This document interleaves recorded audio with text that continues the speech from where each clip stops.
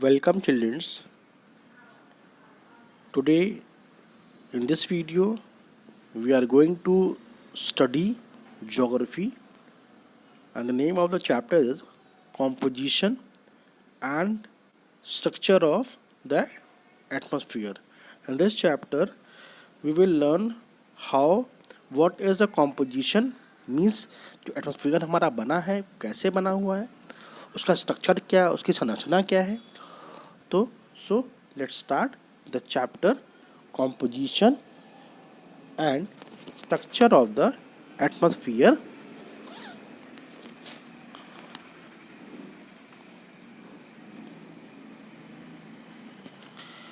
The term atmosphere is compound word. Compound means दो word से मिलके बना है. Compound means the mixture of two word. Compound of two words. Atmos means air and the sphere mean the name of the earth. Earth का एक उसका shape. The history of this layer of the earth is closely linked to the ocean. ये जो अर्थ बना है इसका जो relation है, इसकी जो अर्थ की जो हिस्ट्री है कि अर्थ कैसे बना है, इसका लिंक जो है वो ओशन से, समुद्र से है. और let's see what is the history of the atmosphere. Origin of the atmosphere. In the beginning of the earth emitted large quantity of gases. जो शुरुआत में जो अर्थ था वो कई सारी गैसेस से, बहुत सारी गैसेस से मिलके बना हुआ था. बहुत सारी गैसेस यहाँ पर थी. In the course of volcanic eruption, जो वॉल्केनिक eruption हुआ, the gases escaped into space. और जो वॉल्केनिक eruption हुआ, जो गैसेस थी, जो बहुत सारी गैसेस थी, वो उड़कर स्पेस में चली गई. Which form the layer in the space surrounding. और जिससे और उन गैसेस से अर्थ के चारों ओर सराउंडिंग में अलग अलग लेयर्स बनी. Since these gases contain methane and other element. और आज भी इन गैसेस में ये जो लेयर्स हैं इसमें मीथेन गैस और अदर गैसेस के एलिमेंट होते हैं like water and carbon dioxide. They are gradually held close to the surface of the earth and were responsible for the atmosphere. ये जितनी गैसेस हैं ये अर्थ के सरफेस से क्लोजर होती हैं, समीप हैं, पास में हैं, और इस वजह से these gases are responsible for the atmosphere. Now let's see the composition of the earth. means अर्थ की संरचना, composition of the atmosphere. ये जो हमारा एटमॉस्फियर है वो कैसे बना है, उसकी क्या संरचना है. Air is the mixture of several gas. As you we all know very well कि जो हमारा एयर बना है, जो हवा है, वो कई सारी गैसेस से मिलके बना हुआ है. द प्रिंसिपल गैसेस, और जो मेन गैसेस उसमें है, are nitrogen, oxygen, carbon dioxide are the three main gases of the air. And other gases are also there. Even after this composition, इस composition के बाद air is colorless. एयर का कोई colour नहीं होता है, वह कोई घनत्व नहीं होता है, कोई टेस्ट नहीं होता है. Beside these main gases, इन सब मेन गैसेस के अलावा जो मेन गैसेस हमारी हैं, कार्बन डाइऑक्साइड, नाइट्रोजन, ऑक्सीजन, इन सब के अलावा in the lower part of the atmosphere, water vapor and dust particles are present up to 12 kilometre of the surface of the earth. इनके अलावा जो अर्थ का लोअर पार्ट है वहाँ पर क्या डस्ट पार्टिकल और वाटर वेपर मिलता है जो 12 किलोमीटर सरफेस से 12 किलोमीटर के बीच में होता है. Let's talk about the property of the earth. Air is composed of all small particle. Air जो कंपोज्ड हुआ, जो एयर बना हुआ है, इसमें कई सारे स्मॉल मॉलिक्यूल्स हैं, छोटे छोटे मॉलिक्यूल्स हैं, अलग अलग गैसेस के छोटे छोटे मॉलिक्यूल्स हैं, that moves in all around. जो चारों तरफ एयर जो चारों तरफ घूमते हैं, हर डायरेक्शन में घूमते हैं, in all direction. At state above at a test, जैसे कहा गया ये टेस्टेस है, ऑडियोलेस है, एंड कलर्स है. इसका कोई टेस्ट नहीं है, इसका कोई घनत्व नहीं है, और इसका कोई कलर नहीं है. As we all know very well, its movement is generally left felt or observed but cannot be. As we all know very well that we can only feel the air but cannot see. हम सभी जानते हैं बचपन से हम इसको देख सकते हैं, सॉरी, हम इसको महसूस कर पाते हैं एयर को, बट इसको हम देख नहीं सकते हैं. Means it is cannot be seen but only be feel, इसको फील कर पाते हैं. Since atmosphere exists in layer that exert force of pressure of the earth is known as atmospheric pressure. जो लेयर पर जो प्रेशर पड़ता है उस प्रेशर को बोलते हैं atmospheric pressure. Okay, and these pressures are measured in millibars. इन प्रेशर्स को मिलीबार में नापा जाता है.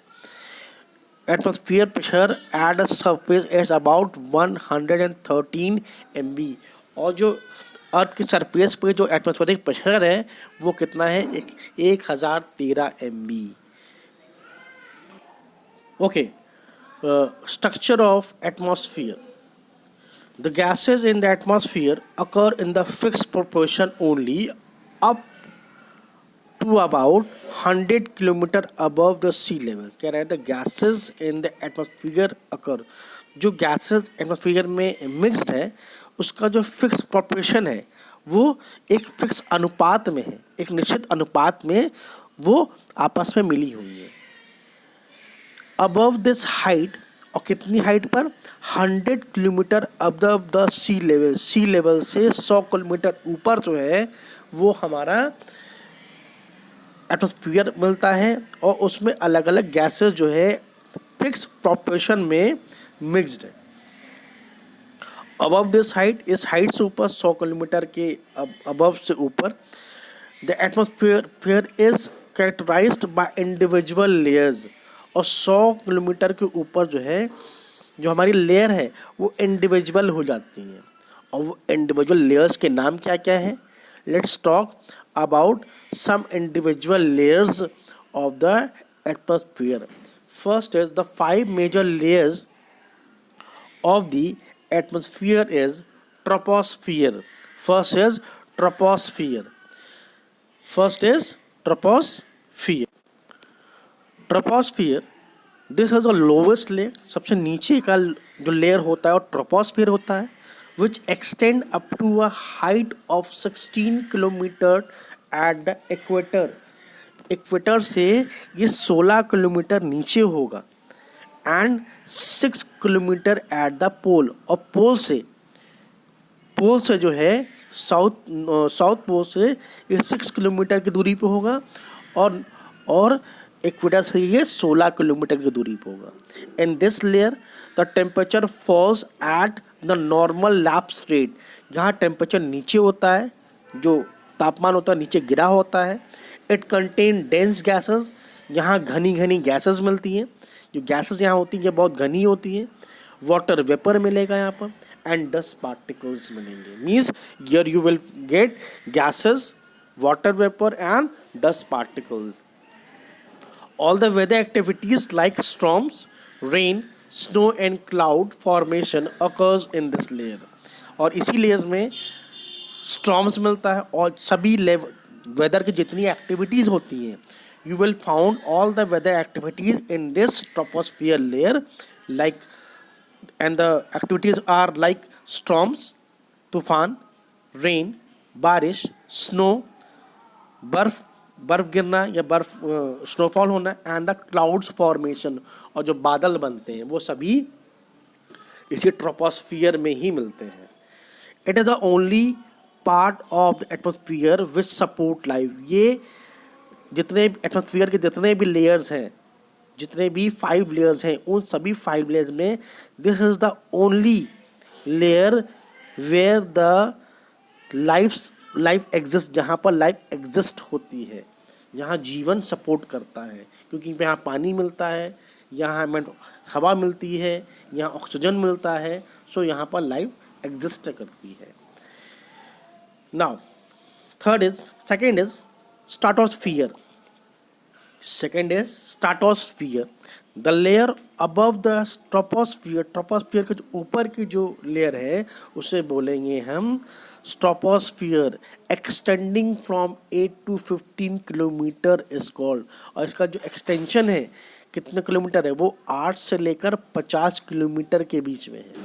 तो the stratosphere is always clear and dry, ये हमेशा क्लियर होता है, यहाँ कोई बादल नहीं होता है, कोई बारिश नहीं होती है, हमेशा क्लियर होता है एंड ड्राई होता है। It has only strong wind movement, यहाँ पर बहुत तेज़ हवा, स्ट्रॉन्ग विंड मूवमेंट होता है। Therefore its is a best zone for flying jet planes, इसलिए इसी जोन में जो जेट प्लेन होती हैं, वो जेट प्लेन उड़ती हैं, वो इसी स्ट्रेटोस्फियर जोन में ही उड़ाई जाती है, क्योंकि उस वहाँ बहुत तेज़ हवा होती है। और ये जो हवा होती, जो विंड होती है, वो जेट प्लेन को उड़ाने में, भगाने में उनको हेल्प सपोर्ट करता है। Now third is mesosphere. आगे चल रहे हैं स्ट्रेटोस्फियर में। In the stratosphere the temperature increase constantly due to the presence of the ozone layer which observe the harmful ultraviolet rays. जैसे जैसे हम स्ट्रेटोस्फियर में बढ़ते हैं, यहाँ टेम्परेचर भी इंक्रीज करता है। क्यों करता है? क्योंकि इसी लेयर में ओजोन लेयर होती है। Means in the stratosphere ozone layer is present, जो कि ओजोन लेयर का काम क्या होता है? Ozone layer absorb the harmful ultraviolet rays को वो एब्जॉर्ब करता है। नो मेसोस्फियर,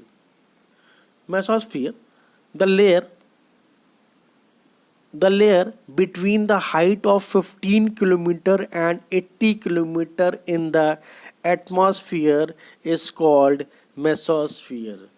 क्या है? लेयर बिटवीन जो 50 किलोमीटर हाइट और 80 किलोमीटर हाइट के बीच में एटमॉस्फेयर में होगा, उसे हम बोलते हैं, क्या बोलते हैं? Mesosphere. Here the temperature falls to 100 degree Celsius. यहाँ जो टेम्परेचर होता है वो माइनस में होता है। कितना? -100 डिग्री सेल्सियस। कितना? -100 डिग्री सेल्सियस होता है।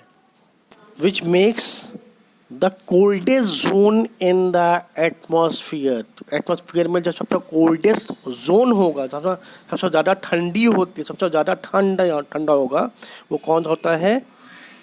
Mesosphere, because in the mesosphere the temperature falls up to -100 degrees Celsius. That's why this zone is also called the coldest zone. This is because of the decrease। और ऐसा क्यों होता है? क्योंकि यहाँ पर जो सोलर हीटिंग होती है, जो सोलर का जो हीटिंग है, वो हीटिंग यहाँ कम हो जाती है। और जब सोलर की हीटिंग कम हो जाती है तो क्या होता क्या है? यहाँ पर ठंडी ज़्यादा हो जाती है। ठीक है। Now fourth is thermosphere. Thermo का मतलब होता है आपका heat, thermo power. Thermosphere the layer above the mesosphere, mesosphere के ठीक ऊपर का जो लेयर होगा उसे हम थर्मोस्फियर बोलेंगे। It is the zone of high temperature, यहाँ सबसे ज़्यादा टेम्परेचर होता है। This zone have high temperature zone, ये जोन सबसे अधिक तापमान इस थर्मोस्फियर जोन में होता है। The lower portion of the thermosphere between 100 to 400 kilometer is known as ionosphere। जो लोअर पोर्शन है थर्मोस्फियर का, जो 100 से 400 किलोमीटर के बीच में है, उस जोन को बोलते हैं ionosphere, because it contains electrically charge particles known and ion. क्योंकि यहाँ पर क्या मिलता है? इलेक्ट्रिकली चार्ज पार्टिकल्स, आयोन्स मिलता है, जो इलेक्ट्रिक को चार्ज करते हैं। These ions reflect radio waves, यही जो आयोन्स हैं रेडियो वेव को रिफ्लेक्ट करते हैं बैक टू अर्थ को दोबारा वो रिफ्लेक्ट करते हैं back to earth, which help in the long distance communication. और जो कम्युनिकेशन हम बनाते हैं रेडियो वेव से, इसी आयोनोस्फीयर के द्वारा ही पॉसिबल होता है, क्योंकि ये क्या करता क्या है, ये वेव्स को रिफ्लेक्ट करता है बैक टू अर्थ, ठीक। The temperature in this layer reaches up to 1480 degree. Up to कितना टेम्परेचर होता है, 1480 डिग्री, इतना तापमान होता है। The third last is exosphere. The uppermost layer of the atmosphere beyond 1050 km is known as exosphere. It gradually merges with the outer space. The density of the air is very low and the temperature reaches up to 1650 km. जो ऊपर का होता है layer होता है, upper most layer होता है। कौन सा अपर मोस्ट लेयर होता है, एक्सोस्फियर। इसका जो टेम्परेचर होता है कितना, यहाँ पर एयर जो होती है, एयर का जो डेंसिटी है वो सबसे कम होती, एयर यहाँ होती लगभग होती ही नहीं है। And temperature reaches up to 1650 degree Celsius. This layer has gases like, यहाँ पर आपको गैसेस कौन सी मिलती है, हेलिनियम मिलती है, हाइड्रोजन मिलेगी, that float into space from the layer. यहीं पर अगर आप इस लेयर में आ जाएंगे तो आप उड़ेंगे, क्योंकि यह हेलिनियम होती है। हेलिनियम क्या करती है, ये उड़ाती है, इतनी हल्की होती है कि उड़ा देगी आपको। तो उस लेयर में अगर आप पहुंचेंगे तो आप उड़ेंगे, ऊपर आप उड़ने लगेंगे। Now I am going to stop this video. I hope सबको समझ में आया होगा। And please read the chapter carefully to understand the chapter properly. Thank you, have a nice day.